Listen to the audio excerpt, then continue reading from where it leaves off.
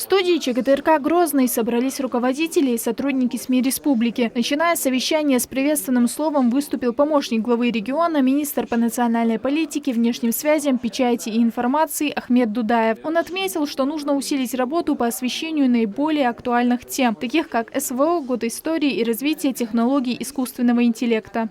Вы определите ключевое направление. Над этими направлениями работают практически все руководители, все организации. Мы определяем приоритетные направления и сосредотачиваем основные ресурсы, время, людей. Десятки сюжетов и сотни публикаций в интернете. Директор ГТРК «Войнах» и куратор года истории, исторических памятников, архитектуры и культурного наследия чеченского народа в СМИ Рузана Веселаева рассказала о работе по этому направлению. С начала года, помимо уже существующих рубрик, ввели еще 10 новых. Художественная редакция запустила проект «Бриф-экскурс» о значимых исторических событиях, а также личностях, сыгравших определенную роль в судьбе чеченского народа. Проект выходит в эфир в первых числах каждого месяца за благовременным анонсированием.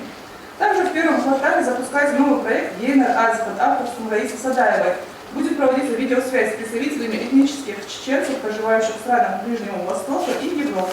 Специальная военная операция является одной из самых актуальных тем, к которой приковано внимание всего мира. Чеченские СМИ активно работают в освещении этого направления, говорит директор ЧГТРК «Грозный» Чингиз Ахмадов. На всех площадках мы широко транслировали подготовки и участие бойцов из региона, а также добровольцев в СВО. Большое внимание было уделено освещению патриотических акций и флеш-мобов в поддержку военнослужащих из Чеченской Республики, проводимых в регионе, а также встреч авторитетных спикеров с жителями региона, организованных Миннацинформ для разъяснения целей и задач СВО.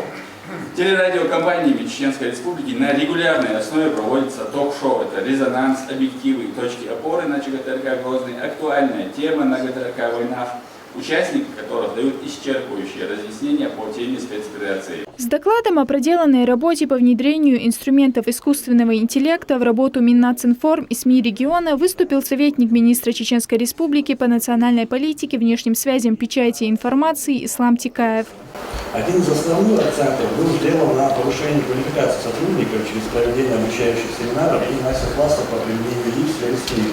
Благодаря этим мероприятиям мы не только расширили кругозор наших специалистов относительно последних тенденций и лучших практик применения ИИ, но и выявили 20 перспективных сотрудников для формирования рабочей группы по тестированию, введению в эксплуатацию инструментов ИИ.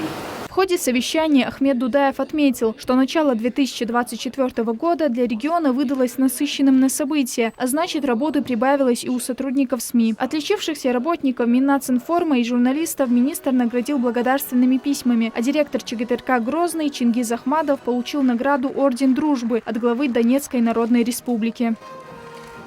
Совещание стало не только отчетом по проделанной работе. Участники обсудили задачи на следующий квартал. Достигнутые успехи планируется закрепить и превзойти. Хава Айдамирова, Юсуп Эжиев, Аслан Висхаев. Неделя.